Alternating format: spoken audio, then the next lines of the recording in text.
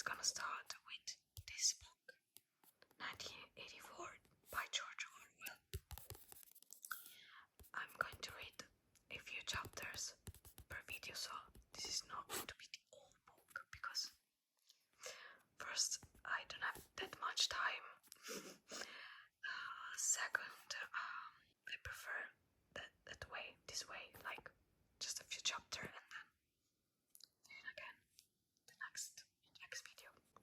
As you can hear, I'm not a native English speaker. I'm actually Italian. Maybe you guessed that by my accent, or maybe not. And so I want to make some disclaimers before starting this video. Started to read. First of all, I am quite fluent in English, but there are some words that I don't know and I cannot pronounce well. Of course, I'm going to pronounce it with a quite Italian accent. I don't think I have that much strong Italian accent, but there are some words where it's going to be very much accentuated because I don't know how to pronounce that, I guess. Or maybe I have to pronounce it in an Italian way. I don't know what's going to happen when I'm going to read this, but I'm pretty sure there are going to be a lot of words that I don't know. So I'm sorry about that. And I don't know, maybe that's going to make the video more relaxing for some people. I don't know. I quite like when people talk Italian with a strong foreign accent, so maybe it's the same for you. Second of all, I don't know if I'm good enough at this. Like, I really like reading, but I read to my mind, and when I read in Italian. So I hope I'm not going to sound too monotone. I don't know. I don't want to make it too expressive since it's not my style. It's just going to be a soft reading section, I guess. And yeah, this is what genre this is, a dystopian book. Yeah, I was about to say thriller, but it's not a thriller, it's dystopian. It's the OG dystopian, the first dystopian ever, basically. And I'm pretty excited to read this with you guys. I remember learning about George Orwell in my English class in high school, and I remember some stuff about this book and the Animal Farm. If I'm not wrong, that's the title. And I have the Animal Farm in Italian, but I wanted to read this in English because the English cover is so pretty. I love it. I love the English cover. It's so pretty. And also, I always wanted to read a full English book since the book is in English, so if it was an Italian classic, I would have read that in Italian, but it's an English classic, so I'm going to read it in English. And yeah, I think that's it. So let's start with the reading section. George Orwell, 1984. I'm going to read 3 chapters, so not a lot, but not just one.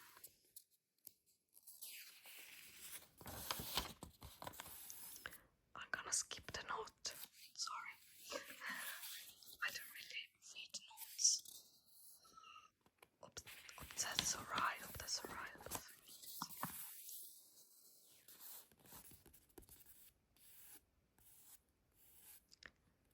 First,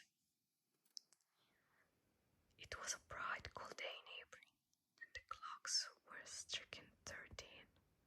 Winston Smith, his chin nuzzled into his breast in an effort to escaped the vile wind, slipped quickly through the glass door of Victory Mansions, to knock quickly enough to prevent a swirl of gritty dust from entering along with him. The hallway smelled of boiled cabbage and old fragments. At one end of it, a colored poster too large for indoor display had been attached to the wall. It depicted simply an enormous face, more than a meter wide. The face of a man of about 45, with a heavy black mustache and fatly handsome features. Winston made for the stairs. It was no use trying to the lift. Even at the best of time, it was seldom working, and at present the electric current was cut off during daylight hours. It was part of the economy driving operation for 8 weeks.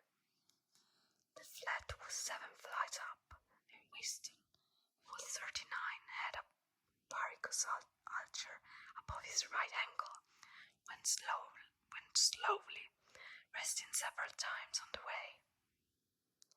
On each landing, opposite the lift shaft, the poster with the enormous face gazed from the wall.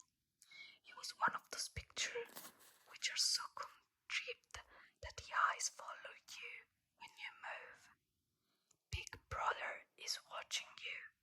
The caption beneath it ran.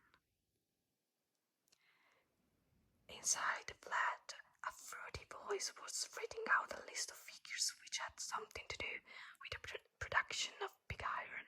The voice came from an oblong metal plug, like a dulled mirror, which formed part of the surface of the right-hand wall. Winston turned the switch, and the voice sank somewhat. To the words were still distinguishable.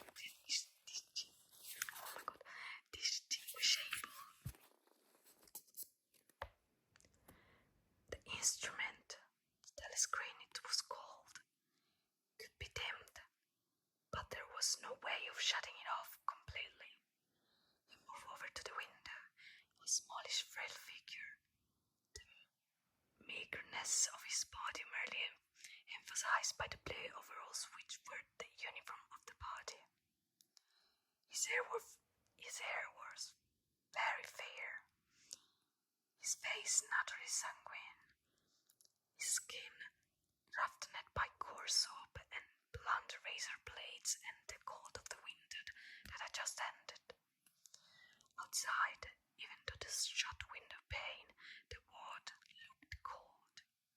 Out in the street, the little eddies of wind were whirling dust and torn paper into spirals, and though the sun was shining and the sky harsh blue, there seemed to be no color in anything, except the posters that were plastered everywhere.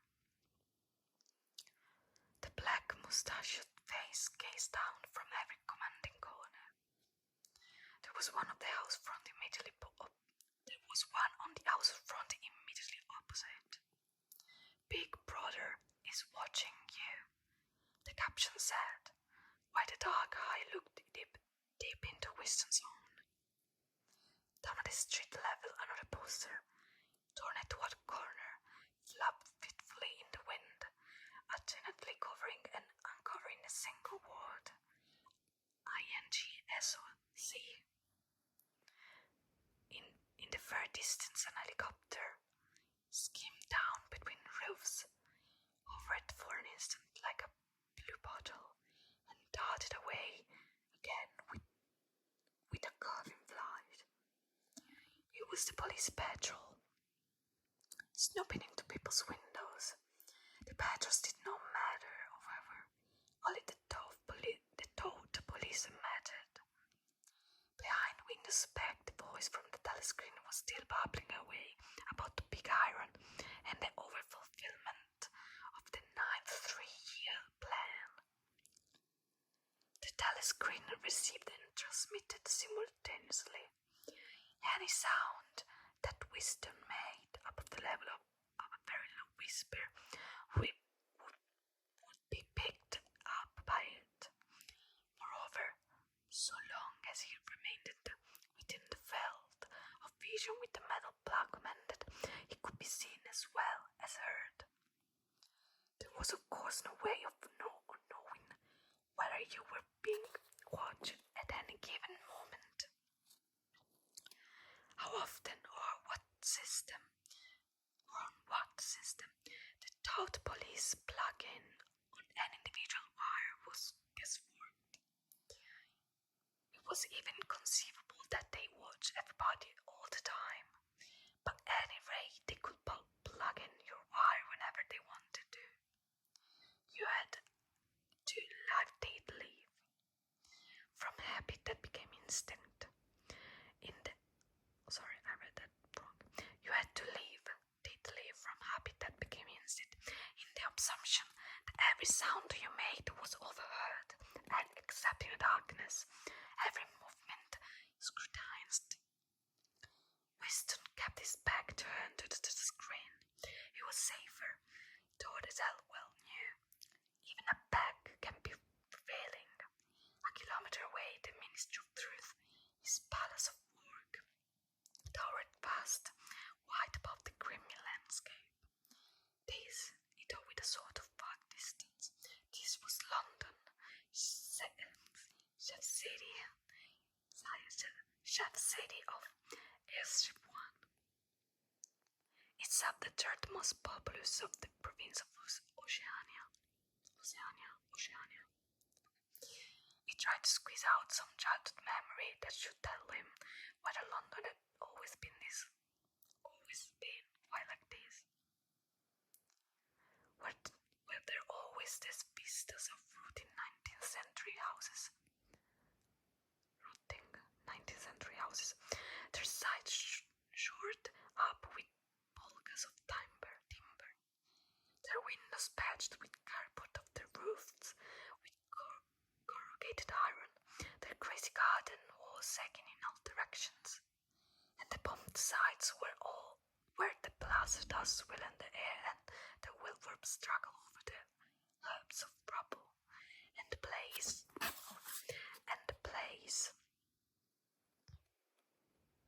where the bombs had cleared a large patch and there had sprung up sordid colonies of wooden dwellings like chicken houses. But it was no use. He could not remember. Nothing remaining of his childhood except a series of brightly tableaux, occurring against no background and mostly unintelligible. The Ministry of Truth in Newspeak. Newspeak was the official language of Oceania. For an account of its structure and etymology, see appendix. The Ministry of Truth in Newspeak was startlingly different from any other object in sight. It was an enormous pyramidal structure of glittering white concrete, soaring up, terrace after terrace, 300 meters into the air. From where Winston stood, it was just possible to read, picked out of his white face in elegant lettering, the three slogans of the party. War is peace, freedom is slavery, ignorance is strength. The Ministry of Truth contained, it was said, 3,000 rooms above ground level and corresponding ramification below. Scattered about London, there were just three other buildings of similar appearance and size. So completely they drove the surrounding architecture that from the roof of Victory Mansion could see all four of them simultaneously. They were the homes of the four ministries between which the entire apparatus of government was divided. The Ministry of Truth, which concerned itself with news, entertainment, education, and the fine arts. The Ministry of Peace, which concerned itself with war. The Ministry of Law, which maintained law and order, and the Ministry of Plenty, which was responsible for economic affairs. Their names in newspeak: mini job, mini bucks, mini love, mini plenty. The Ministry of Law was the really threatening one. There were no windows in it at all.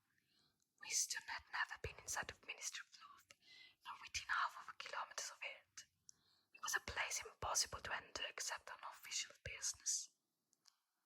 And then only by penetrating through a maze of barbed wire and entanglements, steel doors, and hidden machine guns nests. Even the streets led up to its outer barriers were roamed by gorilla-faced guards in black uniform, armed with joint truncheons. Winston turned around abruptly. He had set his features into the expression of quiet optimism which was visible to where when fencing the telescreen. He crossed the room into the tiny kitchen.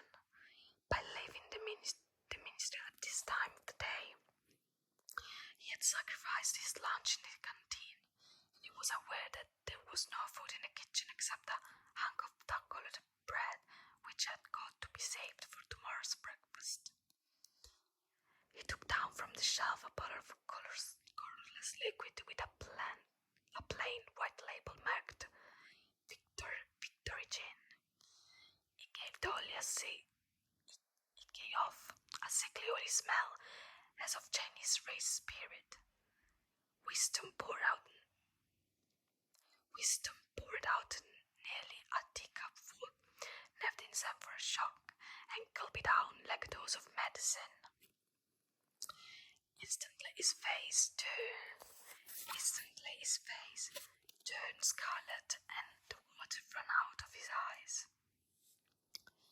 The stuff was like nitric acid, and moreover, in swallowing it, one had the sensation of being hit on the back of the head with a rubber glove.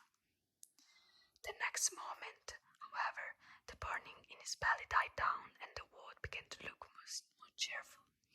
He took a cigarette from a crumpled packet marked Victory cigarettes, and unconsciously held it upright, whereupon the tobacco fell out onto the floor. With the next, it was more successful. He went back to the living room and sat down at a small table that stood to the left of the telescreen. From the table drawer, he took out a pen holder, a bottle of ink, and a thick, quart-sized black book with a red back and a marble cover. For some reason, the telescreen in the living room was in an unusual position. Instead of being placed as was normal in the end wall,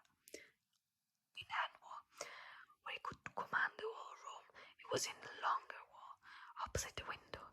To one side of it there was a small alcove in which Winston was not sitting, and which, when the flats were built, had probably been intended to hold bookshelves. By sitting in the alcove and keeping well back, Winston was able to remain outside the range of the telescreen. So far as sight went, it could be heard, of course, but so long as he stayed in his present position, it could not be seen. It was partly the unusual geography of the room that had suggested to him the thing that he was now about to do. But it had also been suggested by the book that he had just taken out of the drawer. It was a peculiar, beautiful book. Its smooth, creamy paper, a leather yellow by age, was of a kind that had not been manufactured for at least 40 years past. He could guess, however, that the book was much older than that.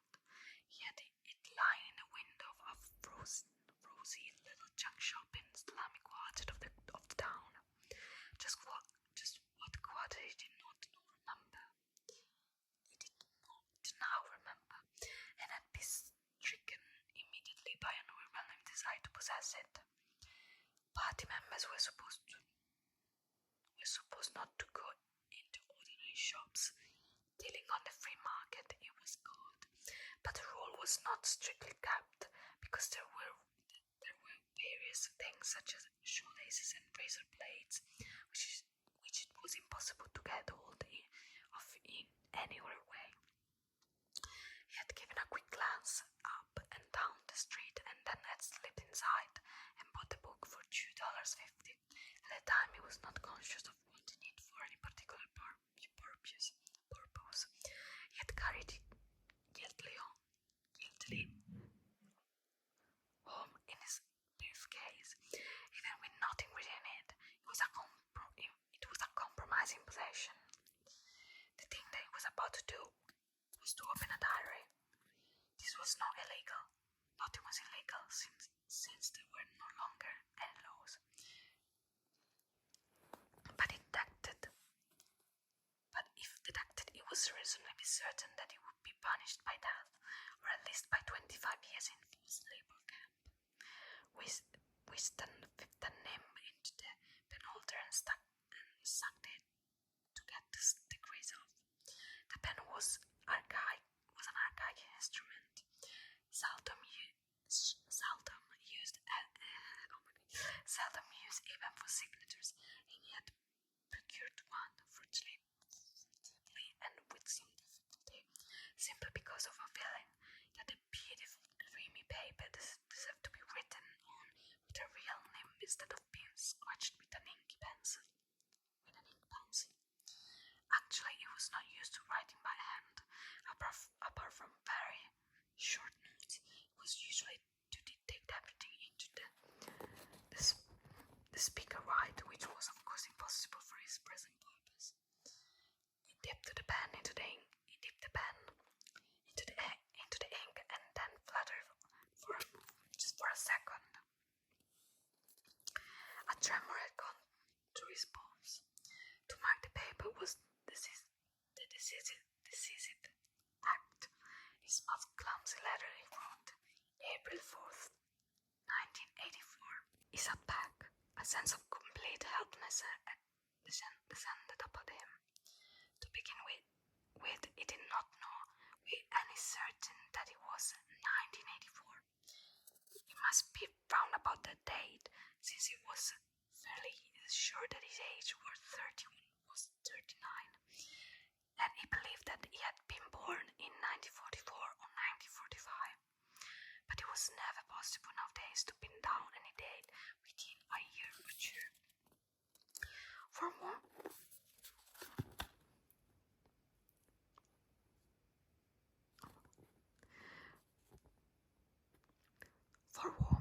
it suddenly occurred to him to wonder, was he writing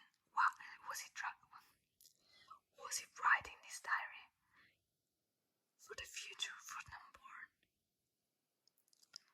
His mind hovered for a moment round the doubtful date on the page, and then fetched up with a bump against the newspeak wood. I will think. For the first time, the magnitude of what he had undertaken came home to him. How could you communicate with the future? It was of its nature impossible. Either the future will resemble the present, in which case he would not listen to him, or it would be different from it, and his predicament would be meaningless. For some time he sat gazing stupidly at the paper. The telescreen had changed with strident military music. He was curious that he seemed not merely to have lost the power of expressing himself, but even to have forgotten what it was that he had originally intended to say. For weeks past he had been making ready for this moment, and he had never crossed his mind that anything would be needed except courage. The actual writing would be easy. All he had to do was transfer to paper the interminable monologue that had been running inside his head. Literally 4 years. At this moment, however, even the monologue had dried up. Moreover, his varicose ulcer had become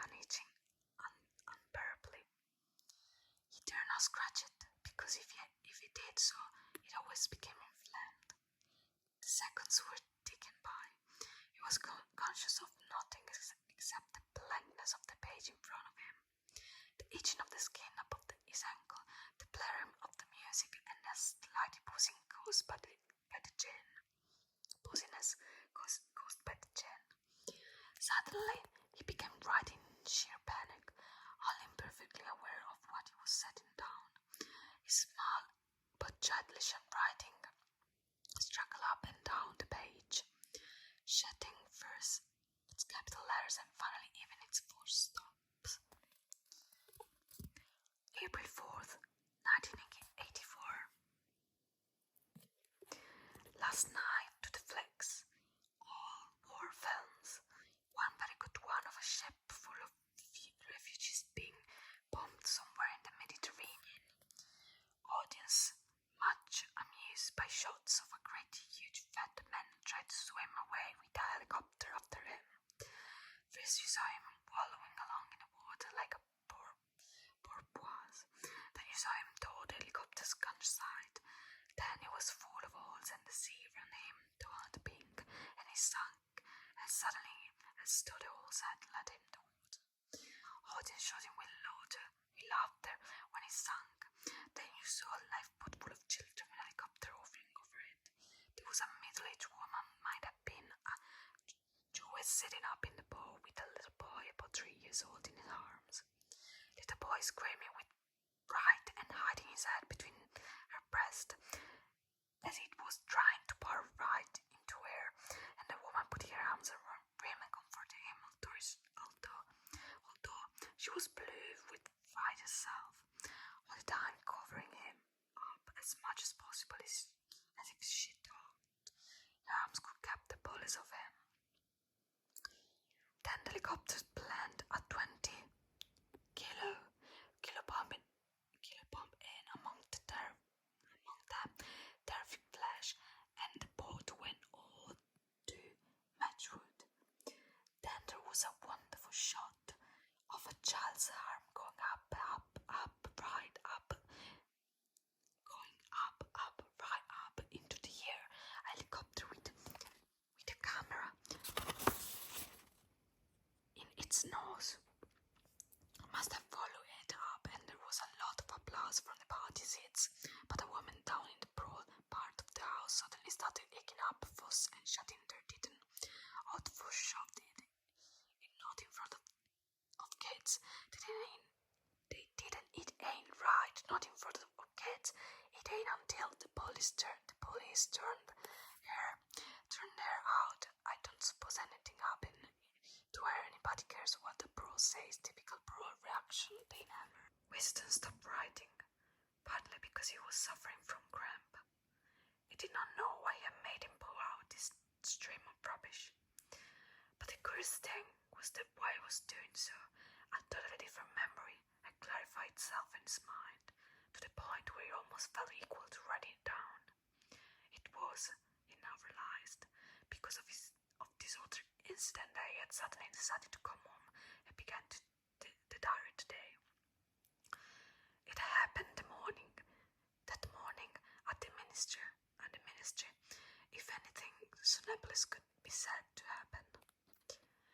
It was nearly 1100, and the records department where Winston worked, they were dragging the chairs out of the cubicles and grouping them in the center of the hall, opposite the big telescreen, in preparation for the 2 minutes ahead.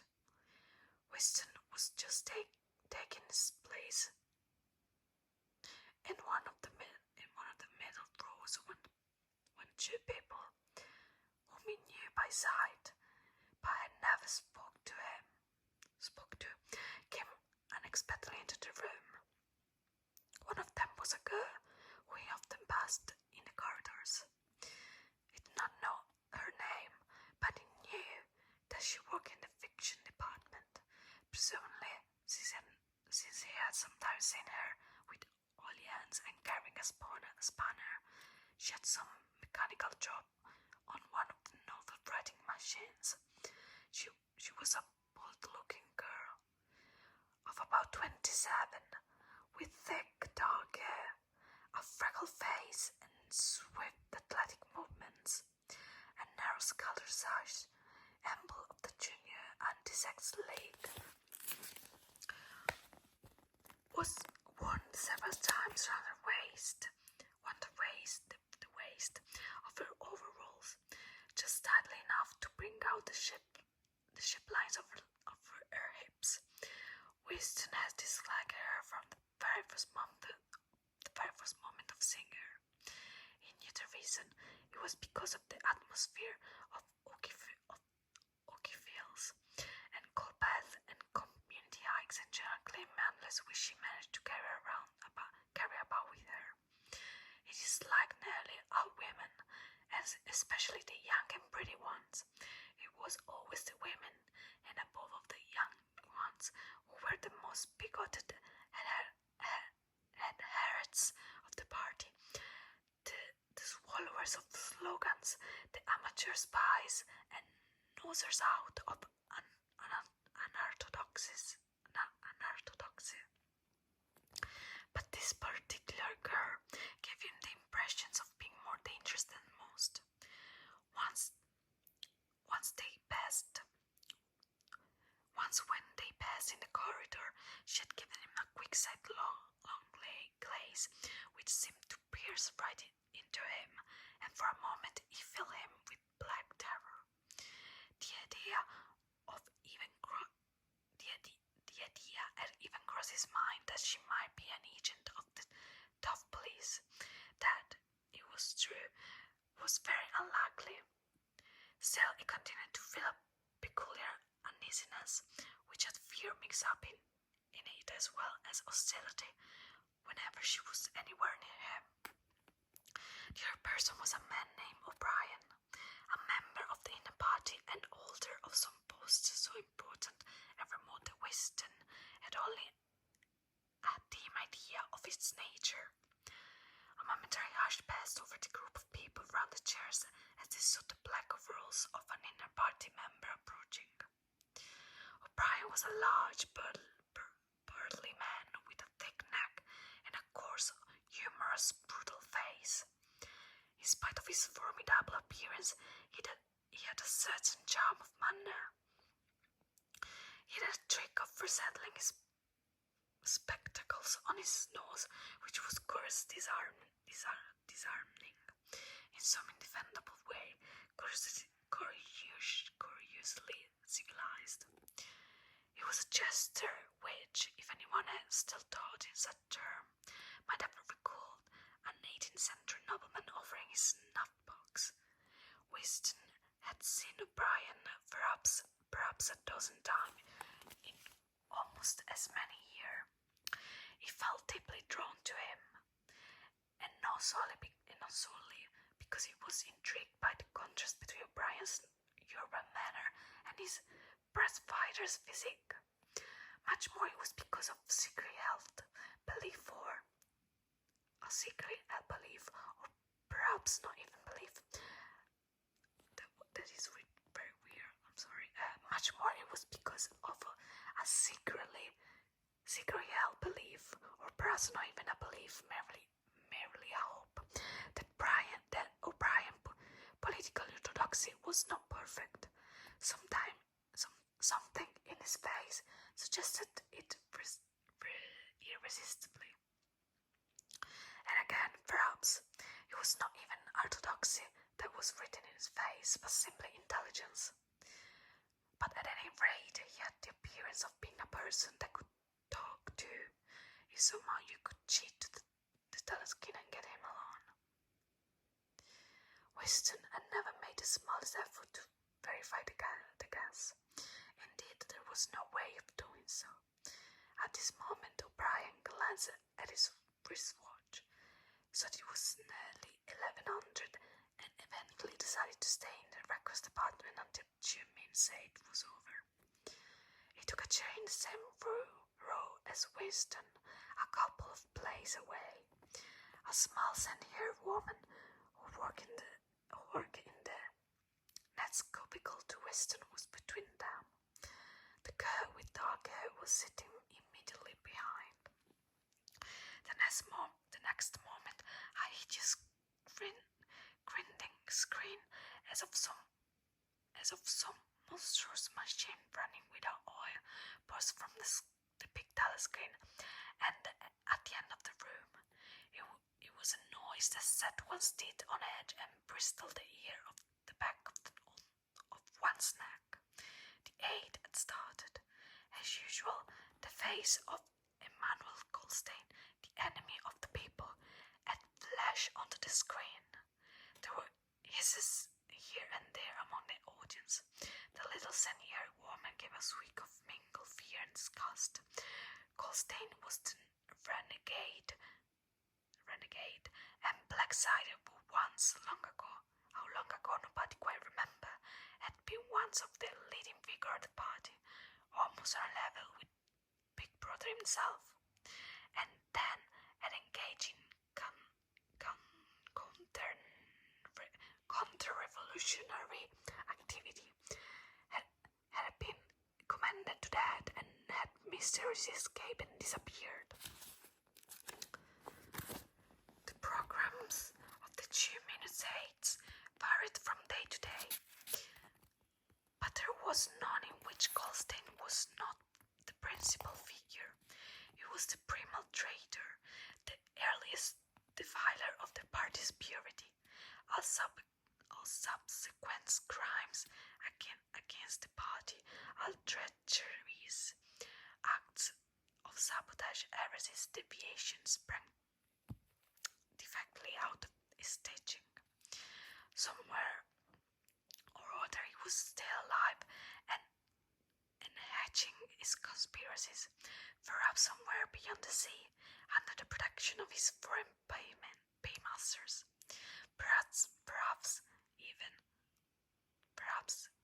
even, so he was occasionally rumoured in some hiding place in Oceania itself. Winston's diaphragm was constricted. He could never see the face of Goldstein without a painful mixture of emotion. It was a lean Jewish face with a grey fuzzy aureola of white hair and a small gaudy beard. A clever face, and yet somehow inherently despicable, with a kind of senile silliness in the long, tiny nose, near the end of which a pair of spectacles was bearded. It resembled the face of a ship, and the voice too, and the ship-like quality. Goldstein was delivering his usual venomous attack upon the doctrines of the party, an attack so exaggerated and perverse that a child should have been able to see through it, and yet just plausible enough to fill one with an alarming feeling that other people, less level-headed than oneself, might be taking it by. He was abusing Big Brother. He was denouncing the dictatorship of the party. He was demanding the immediate conclusion of peace with Eurasia. He was advocating freedom of speech, freedom of the press, freedom of assembly, freedom of thought.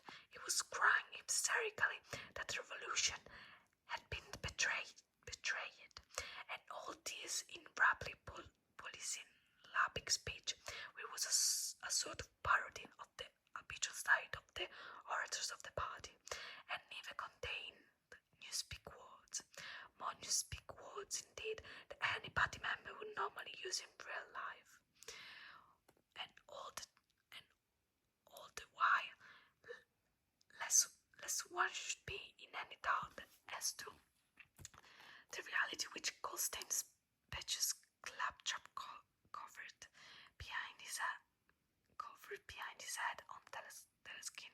There marched the endless columns of the Eurasian army, row after row of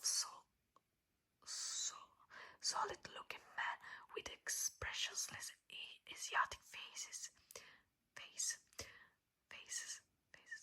who swam up to the surface of the screen and vanished, to be replaced by others exactly similar. The dull rhythmic tramp of the soldiers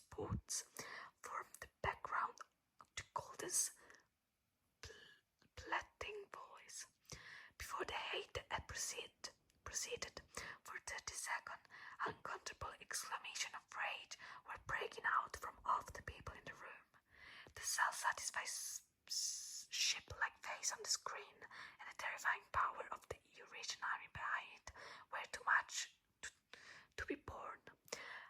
Besides, the sight or even thought of a gold stain produced fear and anger automatically. It was an object of anger more constantly than either Eurasia or East Asia, since when Oceania was at war with one of these powers, it was generally at peace with the other. But what was strange was that although Goldstein was hated and despised by everybody, although every day and 1,000 times a day, on platforms, on telescreens, in newspapers, in books, his theories were refuted, smashed, ridiculed, held up to the general gaze for the pitiful rubbish that they were. In spite of all this, his influence never seemed to grow less. Always there were fresh dupes waiting to be seduced by him. A day never passed when spies and saboteurs acting under his direction were not unmasked by the police. He was the commander of a vast shadowy army, an underground network of conspirators dedicated to overthrow of the state. The Brotherhood, its name was supposed to be. There were also whispered stories of a terrible book, a compendium of all the heresies of which Goldstein was the author and which circulated clandestinely here and there. It was a book without a title. People referred to it, if it at all, simply as the book. But one knew of such things only through vague rumors. Neither the Brotherhood nor the book was subject that any ordinary party member would mention if there was a way of avoiding it.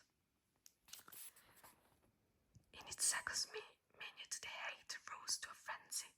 People were leaping up and down in their places and shouting at the tops of their voices in an effort to drown the meddling, bleating voice that came from the screen. The little sandy-haired woman had turned bright pink, and her mouth was opening and shutting like that of a landed fish. Even a bright, heavy face was flushed. He was sitting very straight in his chair, his powerful chest swelling and quivering as though he were standing up. A sort of wave. The dark-haired girl, behind Winston, had begun crying out, "Swine, swine, swine!" And suddenly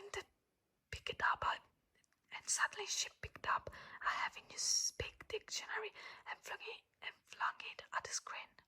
It struck Coulson's nose and bounced off. The voice continued inexorably. In a lucid moment, Winston found that he was shouting with the others and kicking his heel violently against the rug of his chair. The horrible thing about the 2 minutes was not that he was obligated to act the part, but it was impossible to avoid joining in. Within 30 seconds, any presence was always unnecessary. I hated his ecstasy of fear and vindictiveness, a desire to kill, to torture, to smash faces, and with a sledgehammer seemed to flow through the whole group of people like an electric current, turning one, even against one's will, into a grimacy, screaming lunatic. And yet the rage that one felt was abstract, undirected emotion, which could be switched from one object to another like the flame of a blow lamp. Thus, at one moment Winston's hatred was not turning against Goldstein at all, but on the contrary, against Big Brother, the party and the thought police. And at such moments his thoughts went out to the lonely, the heretic on the screen, sole guardian of truth and sanity in a world of lies. And yet the very next instant he was at one with the people about him, and all that was said of Goldfish seemed to him to be true. At those moments, his secret loathing of Big Brother changed into adoration, and Big Brother seemed to tower up an invisible, fearless protector, standing like a rock against the hordes of Asia. And Goldstein, in spite of his elation, his helplessness, and the doubt that hung about his very existence, seemed like some sinister enchanter, capable of the mere power of his voice of wrecking the structure of civilization. It was even possible, at moments, to switch one's hatred this way or that by a voluntary act. Suddenly, by the sort of violent effort with which one wrenches one's head away from the pillow in a nightmare, Winston succeeded in transferring his hatred from the face on the screen to the dark-haired girl behind him. Vivid, beautiful hallucinations flashed through his mind. He would flog her to death with a rubber truncheon. He would tie her naked to a stake and shot her full of arrows like Saint Sebastian. He would ravish her and cut her throat at the moment of climax. Better than before, moreover, he realized why it was that he hated her. He hated her because she was young and pretty and sexless, because he wanted to go to bed with her and would never do so, because rather sweet supple waist, which seemed to ask you to encircle it with your arm. There was only the odious scarlet sash, aggressive symbol of chastity. The hate rose to its climax. The voice of Goldstein had become an actual ship's plant, and for an instant the face changed into that of a ship. Then the ship face melted in the figure of a Eurasian soldier who seemed to be advancing, huge and terrible, its submarine gun roaring and seeming to spring out of the surface of the screen, so that some of the people in the front row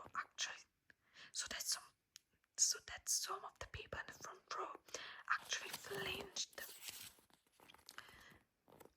backward in the seats. But in the same moment, drawing a deep sigh of relief from everybody, the hostile figure melted into the face of Big Brother, black-haired, black-mustached, full of power and mysterious calm, and so vast that it almost filled up the screen. Nobody heard what Big Brother was saying. It was merely a few words of encouragement, the sort of words that are uttered in the din of battle, not distinguishable individually but restoring confidence by the fact of being spoken. Then the face of Big Brother faded away again, and instead the three slogans of the party stood up in bold capitals. War is peace, freedom is slavery, ignorance is strength. But the face of Big Brother seemed to persist for several seconds on the screen, as though the impact that he had made on everyone's eyeballs was too vivid to wear off immediately. The little sandy-haired woman had flung herself forward of the back of the chair in front of her, with a tremendous murmur that sounded like, "My savior!" She extended her arm towards the screen. Then she buried the face in her hands. It was apparent that she was uttering a prayer. At this moment, the entire group of people broke into a deep, slow, rhythmical chant of P, P, P, P, P, P, over and over again, very slowly, with a long pause between the first P and the second. A heavy murmurous sound, somehow curiously savage, in the background of which one seemed to hear the stamp of naked feet and the trembling of tom-toms. For perhaps as much as 30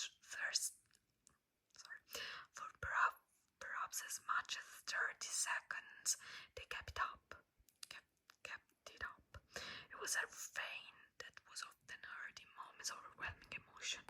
Partly it was a sort of hymn to the wisdom and majesty of Big Brother, but still more it was an act of self-hypnosis, a deliberate drawing of consciousness by means of rhythmic noise. Winston's interest seemed to grow cold. In the 2 minutes aid, he could not help sharing in the general delirium, but this subhuman chanting of P, P, P, P always filled him with horror. Of course he chanted with the rest. It was impossible to do otherwise. To dissemble your feelings, to control your face, to do what everyone else was doing was an instinctive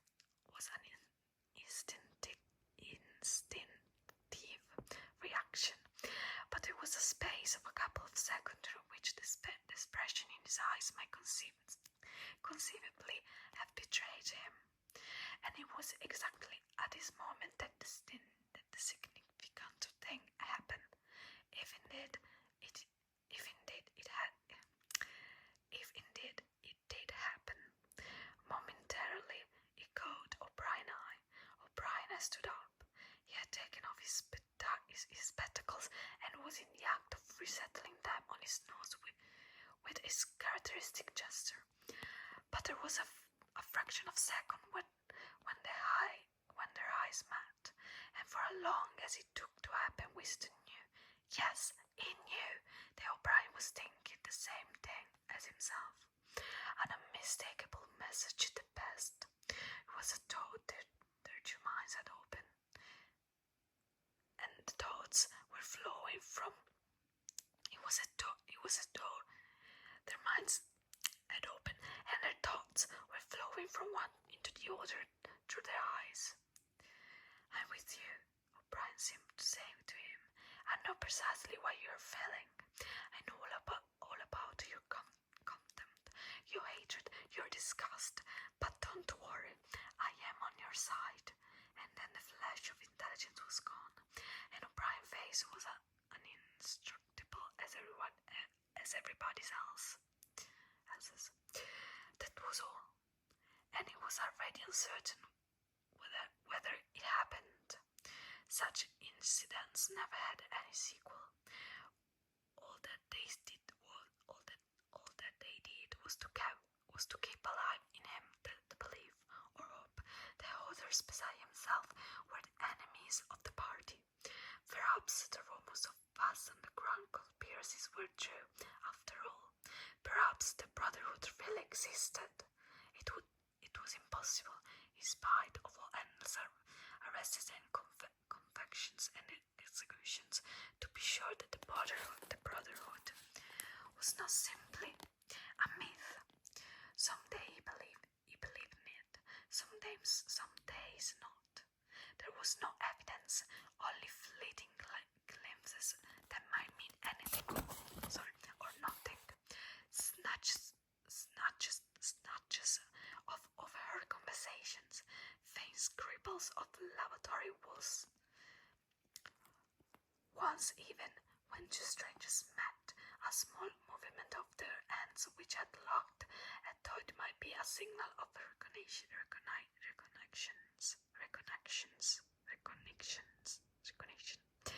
It was all guesswork. Very likely he had imagined everything.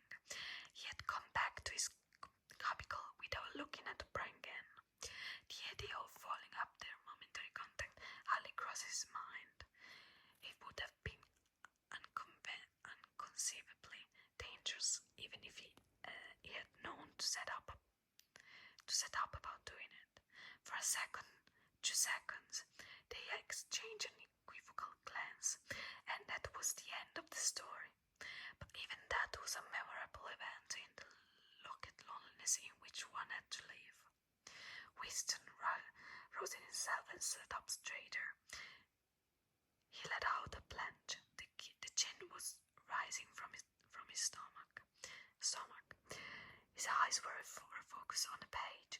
He discovered that while sat helplessly musing, he had also been writing, as though as though by automatic action. And it was no longer the same cramped, awkward writing as before. His pen had slid voluptuously over the smooth paper, printing in large neat capitals, "Down with Big Brother, down with Big Brother, down with Big Brother, down with Big Brother, down with Big Brother," over and over again, filling half a page.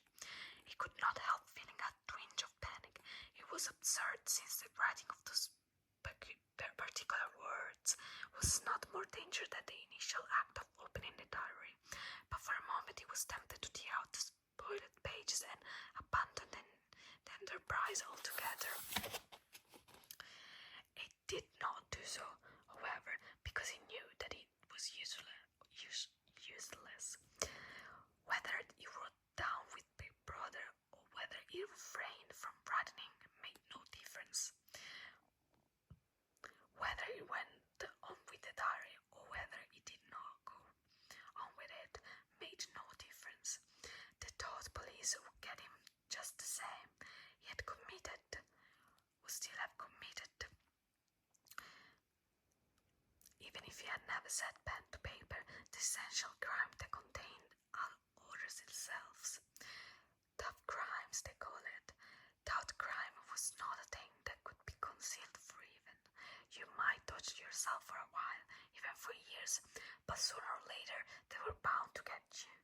It was always at night. The arrests invariably happen at night. The sudden check out of sleep, the rough hand shaking your shoulders, the lights glaring in your eyes, the ring of hard faces round the bed. In the vast majority of cases, there was no trial, no report of the arrest. People simply disappeared, always during the night. Your name was removed from the registers. If every second of everything you had ever done was whipped out, your one-time existence was denied and then forgotten. You were abolished, annihilated. Vaporized was the usual word. For a moment he was seized by a kind of hysteria. He began writing in a hurried and untidy scroll. "They'll shoot me. I don't care. They'll shoot me in the back of the neck. I don't care down with Big Brother. They always shoot you in the back of the neck. I don't care down with Big Brother." He sat back in his chair, slightly ashamed of himself, and laid down the pen. The next moment he started violently. There was a knocking at the door. Already, he sat as still as a mouse, in the futile hope that whoever he was might go away after a single attempt. But no, the knocking was repeated. The worst thing of all would be to delay. His heart was thumping like a drum, but his face, from long habit, was probably expressionless. He got up and moved heavily towards the door.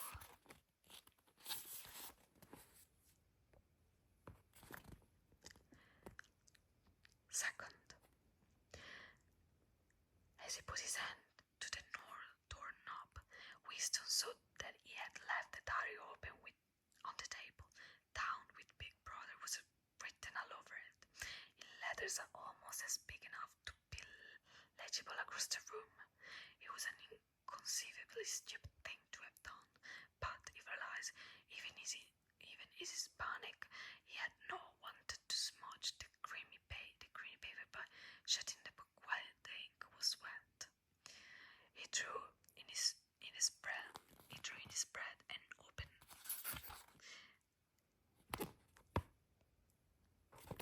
He drew in his breath and opened the door. Instantly, a warm wave of relief flowed through him. A colorless, crushed-looking woman with wispy hair and a lined face was standing outside. "Oh, comrade," she began in a dreary, winning sort of voice. please. I told her, you come in.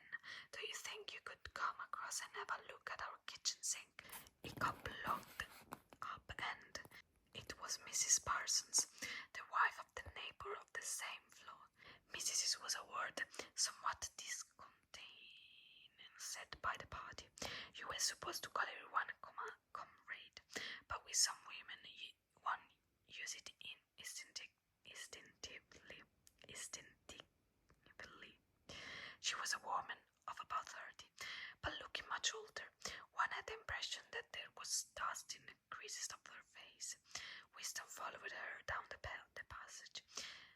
The amateur repair jobs were an almost daily irritation. Victory mansions were old flats, built in 1930 or thereabouts, and were falling to pieces. The plaster flicked constantly from ceilings and walls, the pipes burst in every hard frost, the roof leaked whenever there was snow. The heating system was usually running at half steam when it was not closed down altogether from motives of economy.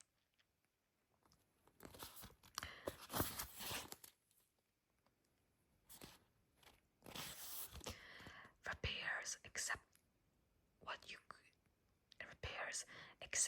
you could do for yourself, had to be sanctioned by remote committees, which were liable to hold up even the mending of a window pane for 2 years. Of course, it's only because Tom isn't home, said Mrs. Parson vaguely. The Parsons' flat was bigger than Winston's and dingy in a different way. Everything had a buttered, trampled-on look, as though the place had just been visited by some large violent animal. Games impedimenta, hockey sticks, boxing gloves, a brass football, a pair of sweaty shorts turned inside out, lay all over the floor, and on the table there was a litter of dirty dishes and dog-haired exercise books. On the walls were scarlet banners of the Youth League and the Spies, and a full-size poster of Big Brother. There was the usual boiled cabbage smell, common to the whole building, but it was shot through by a sharper wreck of sweat, which one knew this at the first sniff, though it was hard to say how, was the sweat of some person not present at the moment. In another room, someone with a comb and a piece of toilet paper was trying to keep tune with the military music which was still issuing from the telescreen.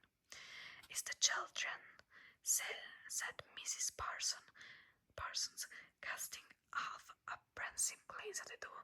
They haven't been out today, and of course, she had a habit of breaking off her sentence in the middle. The kitchen sink was full nearly to the brim, with filthy greenish water which smelled worse than ever of cabbage. Winston knelt down and examined the angle joint of the pipe. He hated using his hands. He hated bending down, which was always liable to start him coughing. Mrs. Parsons looked on helplessly. Of course, if Tom was home, it'd be put it right.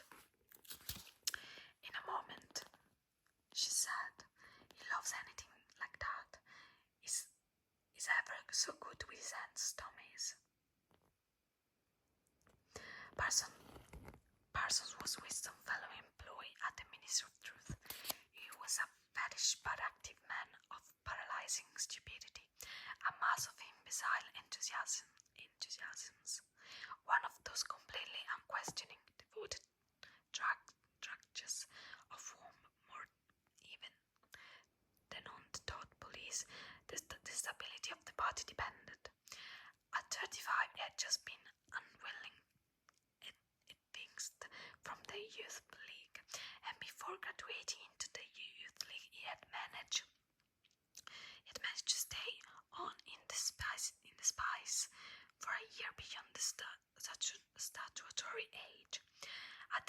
After he was employed in some subordinate post for which intelligence was not required. But on the other hand, he was a leading figure on the sports committee and all the other committees engaged in organizing community hikes, spontaneous demonstration, saving campaigns, and voluntary activities generally. He would inform you with quiet pride, between the whiffs of his pipe, that he had put in an appearance at the community center every evening for the past 4 years. An overpowering smell of sweat, a sort of unconscious testimony to the strenuousness of his life, followed him about whenever he went, and even remained behind him after he had gone. "Have you got a spanner?" said Winston, fiddling with the knot of the ankle joint. "A spanner," said Mrs. Besson, immediately becoming invertebrate. "I don't know. I'm sure perhaps the children." There was a trampling of boots and another blast on the comb as the children charged into the living room.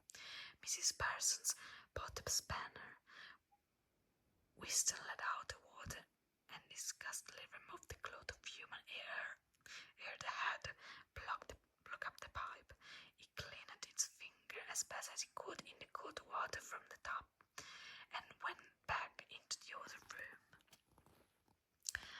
"Over your hands!" yelled a savage voice. A handsome, true, tough-looking boy of 9 had popped up. Oh my god!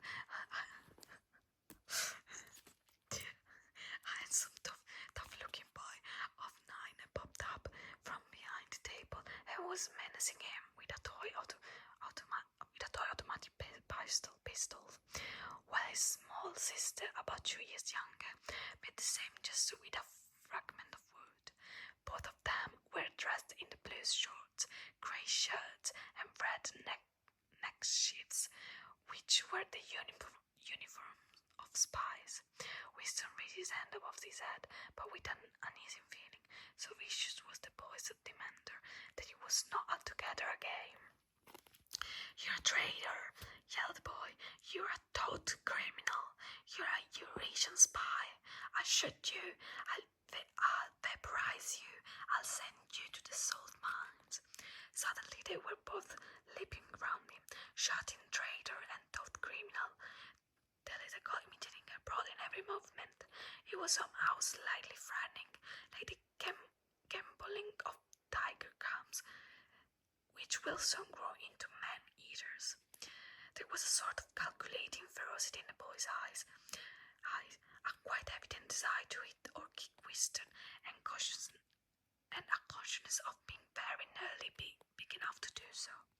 It was a good job. It was not a real pistol he was holding, Winston thought. Mrs. Besson's eye flitted nervously from Winston to the children and back again. In the better light of the living room, he noticed with interest that there actually was dust in the creases of her face. "They do get so noisy," she said. "They're disappointed because they couldn't go to see the hanging. That's what it is. I'm too busy to take them, and Tom won't be back from work in time." "Why can't we go and see the hanging?" roared the boy in his huge voice. "Want to see the hanging?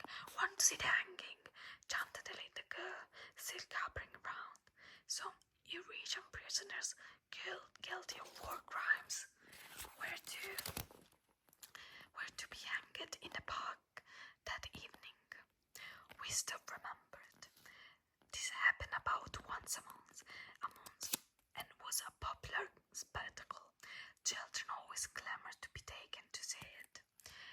He took his leave of Mrs. Besson and made for the door, but he had not gone 6 steps down the passage when something hit the back of his neck with an agonizing, painful blow. It was as though a red-hot wire had been jabbed into him.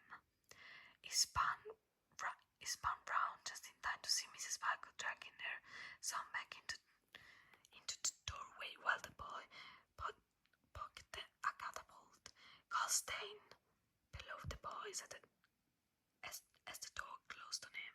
But what most struck Wilson was the look of helpless fright on the woman's greyish face.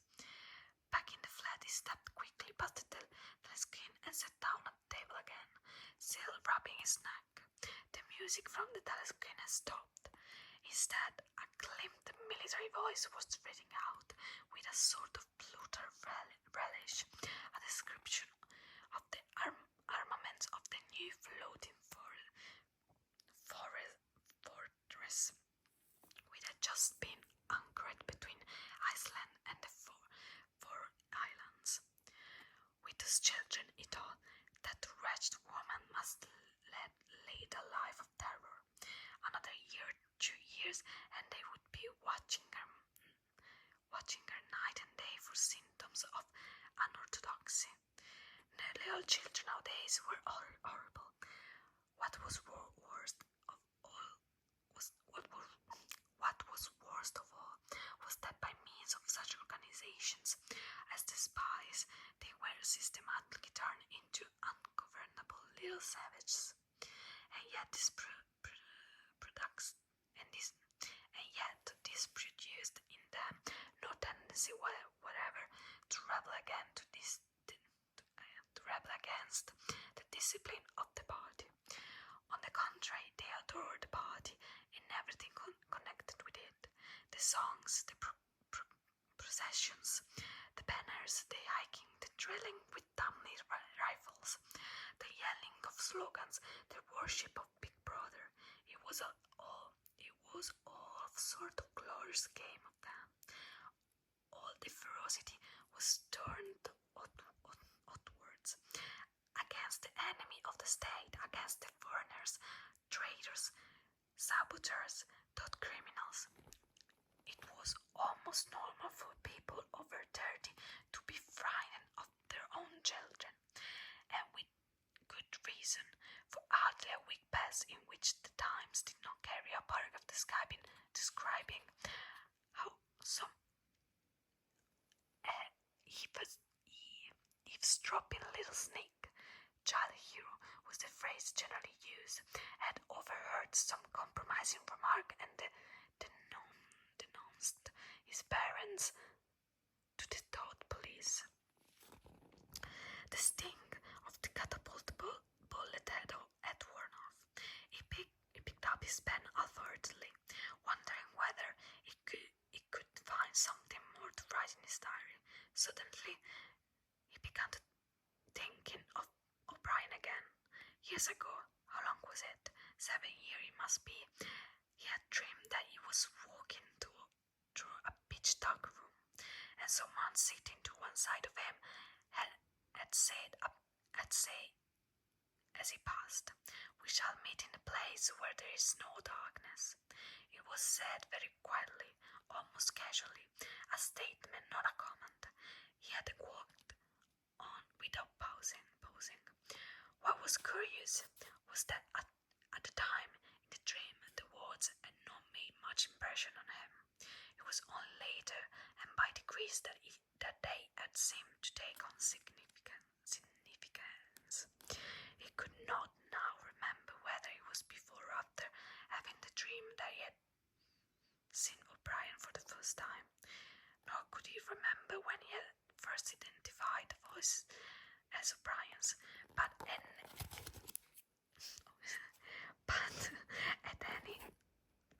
at any rate the identification existed.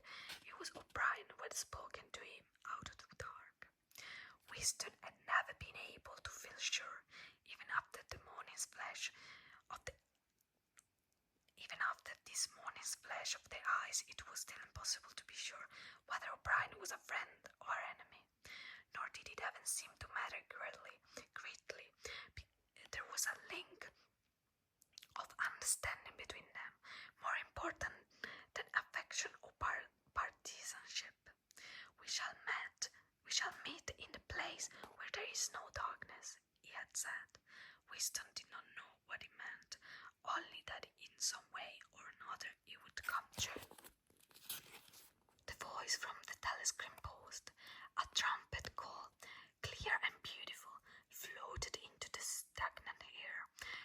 voice continued raspingly. Attention, your attention, please. A news flash as this moment arrives from the Malabar front. Our forces in South India have won a glorious victory. I am authorized to say that the action we are now reporting may well bring the war within miserable distance of its end. Here it is news flash. Bad news coming, thought Winston, and sure enough, following a clear description of the annihilation of the Eurasian army with stupendous figures of killing and prisoners came the announcement that, as for Ned's wake, the chocolate ration would be reduced from 30 grams to 20. Wisdom belched again. The gin was wearing off, leaving a deflated feeling. The telescreen perhaps to celebrate the victory, perhaps to drown the memory of the lost chocolate crashed into Oceania. This for thee. You were supposed to stand to attention. However, in his present position, it was invisible. Oceania, this for thee, gave way to lighter music. Wisdom walked over to the window, keeping his back to the telescreen. The day was still cold and clear. Somewhere far away, a rocket bomb exploded with a dull, reverberating roar. About 20 or 30 of them a week were falling on London at present. Down the street the wind flapped the dawn poster to and fro, and the word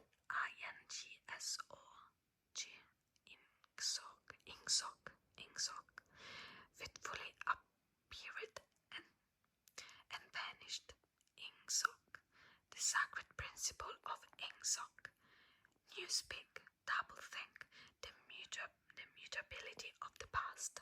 He felt as though he were wandering in the forest of the sea bottom, lost in a monstrous world where himself was the monster. He was alone. The past was dead. The future was unimaginable. What certain had he had? What certain had he had? I can't read it. Oh my god. What certainty had he that a single human creature now living was on its side? Okay. What certain had he that a single human creature now living was on his side? And what way of knowing that the domination of the body would now endure forever? Like an answer, the three slogans on the white face of the mystery of truth came back to him. War is peace. Freedom is slavery. Ignorance is strength.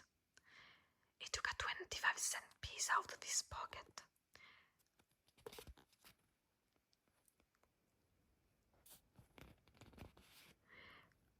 There too, in tiny clear lettering, the same slogan were inscribed, and on the other face of the coin, the head of Big Brother. Even though the coin, even from the coin, the eyes pierced you. On coins, on stamp, on the covers of books, on banners, on posters, and on the wrapping of cigarettes packet everywhere. Always the eye watching you and the voice enveloping you. Asleep or awake, working or eating, indoors or out of doors, in the bath or in bed. No escape, nothing was your own except a few cubic centimeters inside your skull. The sun has shifted round, and the myriad windows of the Minister of Truth, with the light no longer shining on them, look grim as the loopholes of a fortress. His heart quailed before the enormous pyramidal shape. It was too strong. It could not be stormed. 1,000 rock bombs would not was writing the diary for the future, for the past, for an age that might be imaginary. And in front of him there lay no death but annihilation. The diary would be reduced to ashes and itself to vapor. Only the tough police would read what he had written before they read it out of existence and out of memory. How could you make appeal to the future when that trace of you, not even an anonymous word scribbled on a piece of paper, could physically survive? The telescreen struck 14. He must leave in 10 minutes. He had to be back at work by 14:30.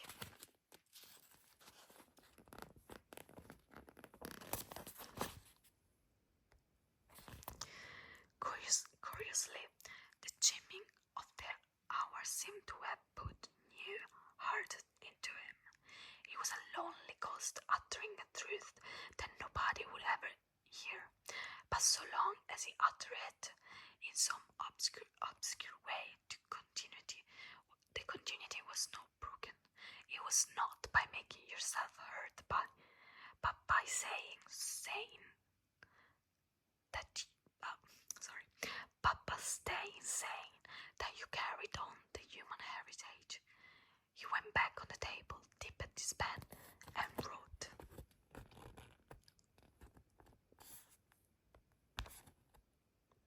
To the future or to the past, to a time when thought is free, when men are different from one another and do not live alone, to a time where truth exists and what is done cannot be undone, from the age of uniformity, from the age of solitude, from the age of Big Brother, from the age of double thinking. Greetings. He was already dead, he reflected. It seemed to him that it was only now, when he had begun to be able to formulate his thoughts, that he had taken the decisive step.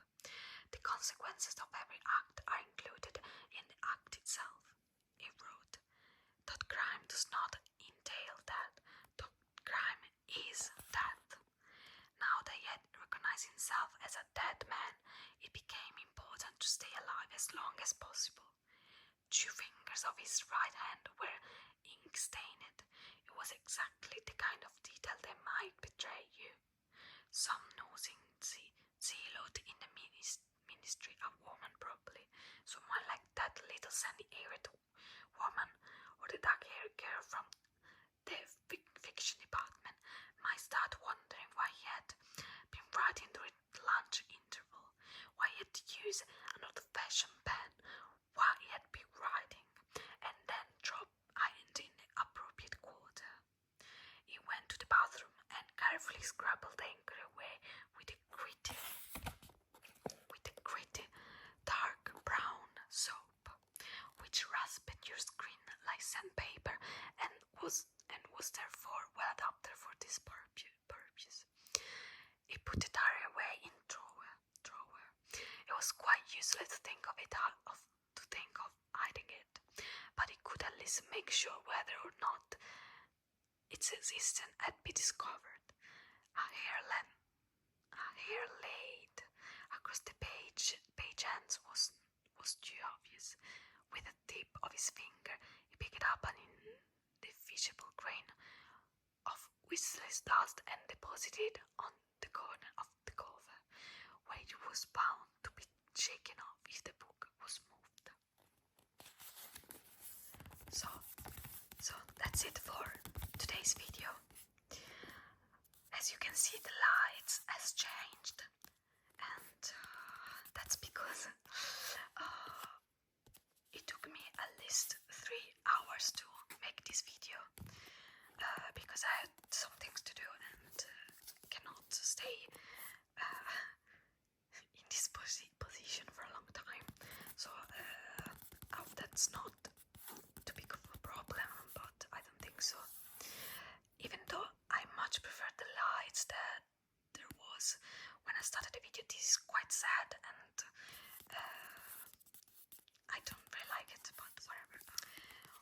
you liked this video, and maybe if enough people are going to like this video, I'm going to make other parts and read other chapters. Of course, like, I'm not gonna start in a random page.